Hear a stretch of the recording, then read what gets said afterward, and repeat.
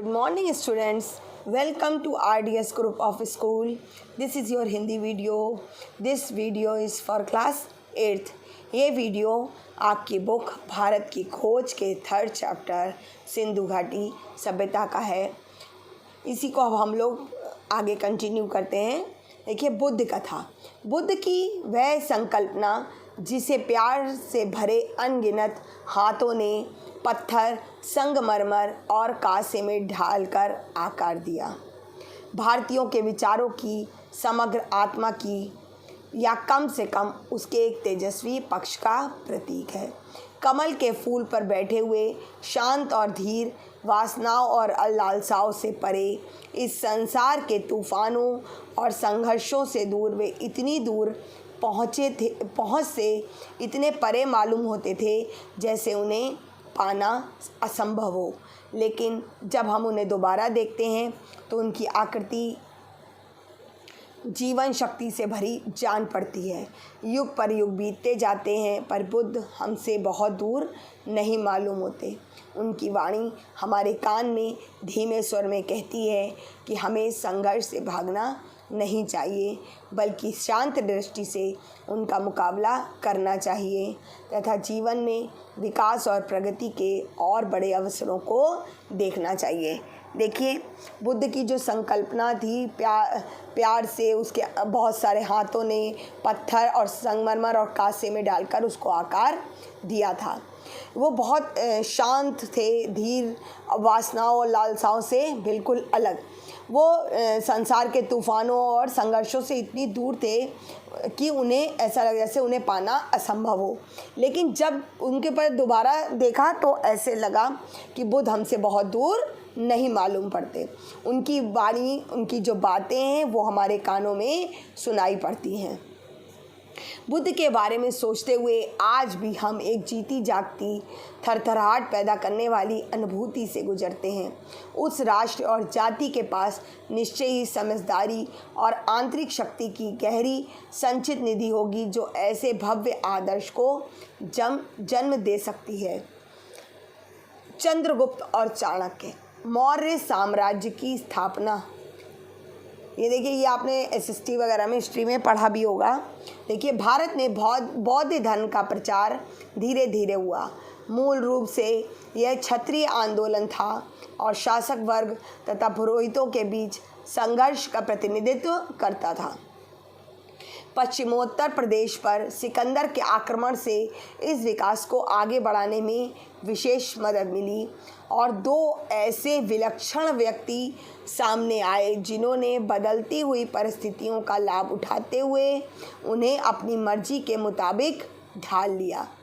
देखिए, पश्चिमोत्तर प्रदेश पर जब सिकंदर के आक्रमण से विकास आगे जो बढ़ा तो उस समय जो परिस्थितियां चल रही थीं उसका परिस्थितियों का फ़ायदा उठाते हुए दो ऐसे व्यक्ति सामने आए जिन्होंने उसे अपनी मर्जी के मुताबिक, अपनी मर्जी के अनुसार ढाल दिया। वो कौन थे? चंद्रगुप्त मौर्य और उनके मित्र, मंत्री और सलाहकार। जो उनके मित्र भी थे, मंत्री और सलाहकार कौन थे? चाणक्य। इन दोनों का मेल बहुत कारगर साबित हुआ। दोनों मगध से उस शक्तिशाली नंद साम्राज्य से निकाल दिए गए थे जिसकी राजधानी पाटलिपुत्र, आधुनिक पटना थी, यानी नंद से निकाल दिए गए थे। दोनों पश्चिमोत्तर प्रदेश में तक्षशिला गए और उन यूनानियों के संपर्क में आए जिन्हें सिकंदर ने वहां नियुक्त किया था। चंद्रगुप्त की भेंट खुद सिकंदर से हुई थी। चंद्रगुप्त और चाणक्य ने राष्ट्रीयता का पुराना पर चिर नवीन नारा बुलंद करके विदेशी आक्रमणकारियों के विरुद्ध लोगों को उत्तेजित किया। यानी चंद्रगुप्त और चाणक्य ने जो था विदेशी जो आक्रमणकारी थे उनके विरुद्ध, उनके खिलाफ लोगों को जगाया। यूनानी सेना को खदेड़कर तक्षशिला पर अधिकार कर लिया गया। राष्ट्रीयता की पुकार सुनकर बहुत से लोग चंद्रगुप्त के साथ हो गए और उन्हें साथ लेकर चंद्रगुप्त पटना तक पहुंच गए। सिकंदर की मृत्यु के 2 ही वर्ष में उनने पाटलिपुत्र पर अधिकार करके मौर्य साम्राज्य की स्थापना की। अब जब उन्होंने विदेशियों के जो विदेशी आक्रमणकारी थे उनके खिलाफ लोगों को बोला तो बहुत से लोग उनके साथ हो गए और सिकंदर की मृत्यु के 2 ही वर्ष में उन्होंने पाटलिपुत्र पर अधिकार करके मौर्य साम्राज्य की स्थापना की। लिखित इतिहास में पहली बार एक विराट केंद्रीय राज्य की स्थापना हुई। पाटलिपुत्र इस महान साम्राज्य की राजधानी था। जो इतिहास बताता है कि पहली बार एक विराट केंद्रीय राज्य की स्थापना हुई और उसकी राजधानी क्या थी? पाटलिपुत्र। यह नया राज्य था कैसा? सौभाग्य से हमें इसका पूरा ब्यौरा मिलता है, यानी इसके बारे में हमें पूरा इसके बारे में ज्ञान मिलता है, भारतीय भी और यूनानी भी। एक विवरण सिल्क्युलस के राजदूत मेगस्थनीज ने छोड़ा है और दूसरा है कौटिल्य का अर्थशास्त्र, जो कहीं अधिक महत्वपूर्ण राजनीति शास्त्र है और उसी समय की रचना है। देखिए, सेल्कुलस के राजदूत मेगस्थनीज और दूसरा है कौटिल्य का अर्थशास्त्र, जो कि उस समय का महत्वपूर्ण राजनीति शास्त्र है और उसी समय की रचना है। कौटिल्य चाणक्य का ही दूसरा नाम है। देखिए, कौटिल्य अर्थशास्त्र, कौटिल्य का और चाणक्य का ही दूसरा नाम कौटिल्य है। वह हर दृष्टि से बड़ा आदमी था, बुद्धिमानी में भी और कर्मठता में भी। इस युग के बारे में एक प्राचीन भारतीय नाटक है मुद्रा राक्षस। इस नाटक में चाणक्य की तस्वीर उभरती है, साहसी और षड्यंत्री, अभिमानी और प्रतिशोधी, जो न कभी अपमान को भूलता है और न अपने लक्ष्य को ओझल होने देता है। मतलब जो एक राक्षस है, भारतीय नाटक का है, उसका नाम है मुद्रा राक्षस। उसमें जो चाणक्य की तस्वीर है कि वो बहुत साहसी था और षड्यंत्री था, स्वाभिमानी भी था और जो उसके संग जो अपमान हो वो उसे कभी भूलता नहीं था और अपने लक्ष्य की तरफ ध्यान देता था। दुश्मन को धोखा देने और पराजित करने के लिए वह हर तरीके का इस्तेमाल करता है।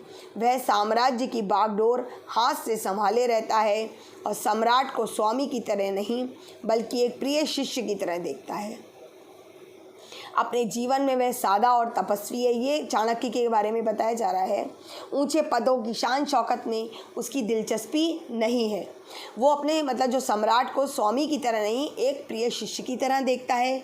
उसका जीवन सादा है, तपस्वी है और उसे ऊंचे पद की शान शौकत में उसकी कोई इंटरेस्ट नहीं है। जब वह अपनी शपथ पूरी कर लेता है और अपने उद्देश्य में सफल हो जाता है तो सेवानिवृत्त होकर चिंतन मनन का जीवन बिताना चाहता है।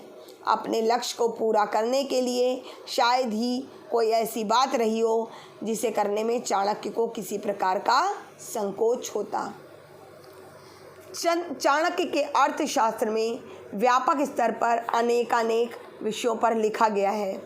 उसमें शासन के सिद्धांत और व्यवहार के लगभग सभी पहलुओं पर विचार किया गया है। इसमें चंद्रगुप्त की विराट सेना का विस्तार से वर्णन किया गया है। चाणक्य का कहना है कि केवल संख्या से कुछ नहीं होता, अनुशासन और उचित नेतृत्व के अभाव में वे बोझ बन जाते हैं। इसमें रक्षा और किलेबंदी के बारे में भी बताया गया है। वो उसका कहना है कि सेना बहुत अधिक होने से कुछ नहीं होता संख्या से, उसका अनुशासन और उसको जो उचित नेतृत्व मिलता है वो सही होता है, उसके अभाव में वो बेकार है। पुस्तक में चर्चित अन्य विषयों में व्यापार और वाणिज्य, कानून और न्यायालय, नगर व्यवस्था, सामाजिक रीति रिवाज, विवाह और तलाक, स्त्रियों के अधिकार, कर और लगान, कृषि, खानों और कारखानों को चलाना, दस्तकारी, मंडियाँ, बागवानी, उद्योग धंधे, सिंचाई और जलमार्ग, जहाज और जहाजरानी, निगमें, जनगणना, मत्स्य उद्योग, कसाई खाने, पासपोर्ट और सब शामिल है। जो पुस्तक है उसमें इन सब का जिक्र उस पुस्तक में किया गया है। इसमें विधवा विवाह को मान्यता दी गई है और विशेष परिस्थितियों में तलाक को भी। अपने राज्याभिषेक के समय राजा को इस बात की शपथ लेनी पड़ती थी कि वह प्रजा की सेवा करेगा, उसका सुख उसकी प्रजा के सुख में ही है, उसकी खुशहाली में है। वह उसी को अच्छा समझेगा जो उसकी प्रजा को अच्छा लगेगा, उसे नहीं जो खुद को अच्छा लगे। अब देखिए उसमें बताया गया है कि वो ही राजा को इस बात की शपथ लेनी पड़ती थी कि वह प्रजा की सेवा करेगा और उसी की सुख में ही वो अपना सुख समझेगा, उसी की खुशहाली को ही अच्छा समझेगा। अपने अच्छा लगने से कुछ नहीं होता। यदि राजा उत्साही होगा तो प्रजा समान रूप से उत्साही होगी, यानी राजा के अंदर उत्साह होगा तो प्रजा के अंदर ऑटोमेटिकली होगा। सार्वजनिक काम राजा की मर्जी के मोहताज नहीं होंगे, उसे खुद हमेशा की इनके लिए तैयार रहना चाहिए। यदि कोई राजा अनीति करता है तो उसकी प्रजा को अधिकार है कि उसे हटाकर किसी दूसरी को उसकी जगह पर बैठा दे। यदि मतलब देखिए बताया गया है कि अगर राजा प्रजा के संग कुछ गलत करता है तो प्रजा को ये अधिकार था कि वो उसकी जगह किसी और को बैठा दे, उसको हटा दे। आगे आइए अशोक। 273 ईसा पूर्व में अशोक एक महान साम्राज्य का उत्तराधिकारी हुआ। इससे पहले वह पश्चिमोत्तर प्रदेश का शासक रह चुका था, जिसकी राजधानी विश्वविद्यालय की नगरी तक्षशिला थी। उस समय साम्राज्य के भीतर भारत का बहुत बड़ा भाग आ गया था और उसका विस्तार मध्य एशिया तक हो चुका था। केवल दक्षिण पूर्व और दक्षिण का एक भाग उसके अधिकार क्षेत्र में नहीं आ पाए थे। संपूर्ण भारत को एक शासन व्यवस्था के मातहत इकट्ठा करने के पुराने सपने ने अशोक को प्रेरित किया और उसने तत्काल पूर्वी तट के कलिंग प्रदेश को जीतने की ठान ली। कलिंग के लोगों की बहादुरी से मुकाबला करने के बावजूद अशोक की सेना जीत गई। इस युद्ध में भयंकर कत्लेआम हुआ।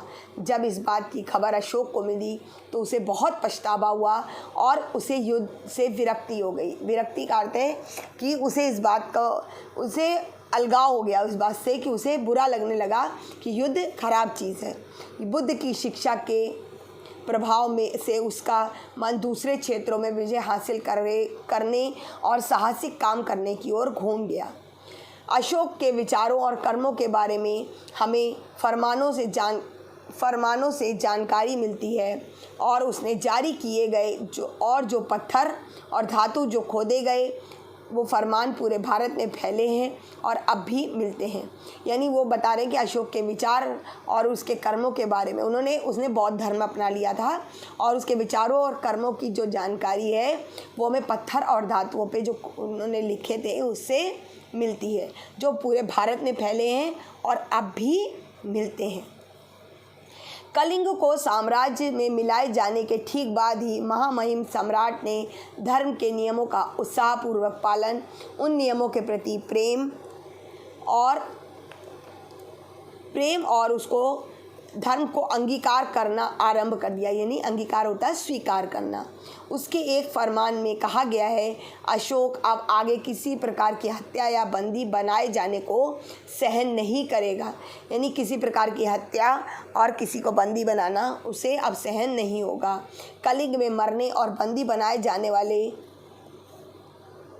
लोगों के 100,000 हिस्से को भी नहीं। मतलब उनका कहने का मतलब कि एक जरा सा भी वो इस चीज़ को बर्दाश्त नहीं करेगा कि कलिंग में जो जितने लोग मरे और जितने बंदी बनाए गए उसके 100,000वें हिस्से को भी नहीं, यानी जरा सा भी नहीं।